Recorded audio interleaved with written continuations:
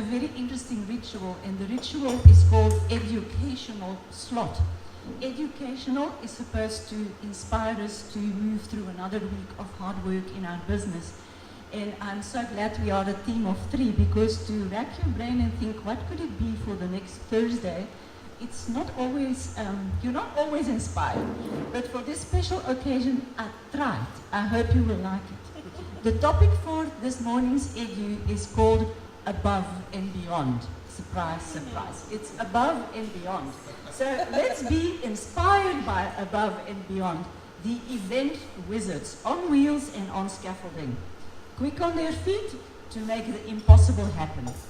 It's also a business truly South African in that it has repeatedly been on the receiving end of crime. Yes? Yes, David is nodding. So this is the week when we saw the countrywide protests against the farm murders. And I'd like to draw our attention to the whole big agriculture sector, where the enterprising and the persistent work also is done above and beyond the call of duty, and where transport is also the backbone of the industry and its commercial success.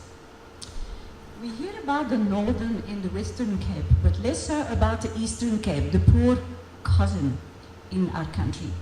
But in our province, the reality is that many dams are dry. A representative of Agri South Africa on Radio Algoa this week described the plight of our farmers, but also commended 2 organizations that provide tremendous support to the Eastern Cape farming community. You will know these organizations, Boere in Nood, I say this in Afrikaans, Farmers in Need, and Gift of the Givers. And they are the 2 that we, as a public, we can support them in good conscience. We may know Gift of the Givers for the relief efforts that they do in the Middle East, but they also provide a lifeline to our farmers, transporting the emergency supplies of fodder and of water. They provide aid where it is actually most needed. All this whilst our government turns its back on the providers of food security and rather bails out South African Airlines. Okay, that's the side. But the examples by these cases of above and beyond, they show us some of the fundamental drivers for saving and growing our economy. So I want to highlight a few of these drivers. Entrepreneurship, fellow entrepreneurs, saves the day. Flexible thinking beyond the mediocre, creating opportunities where others see problems, and fast action equal to none. Entrepreneurs follow the principle of proactivity and they abhor passivity. Expecting government policies to come to your rescue, it's like watching that play waiting for Godot. You can sit on your stage forever and nothing ever happens.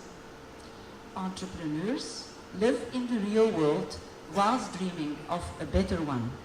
They don't sit back when they have a setback, they kickstart the works. Watch David. Our economy is full of challenges, but entrepreneurs are problem solvers. We are here in a space where David and his team demonstrate that time and again when we listen to the stories. Providing logistical support can be a nightmare. There aren't enough vehicles, the ones that you have get stolen, or they break down in the middle of nowhere. And add to that in the agricultural sector, drivers that have to find a place beyond the reach of GPS. Very interesting. Entrepreneurs who would tap into the demanding business of providing transport and intelligent logistics, they have a gap in our market ready and waiting for them. Last bit about our economy.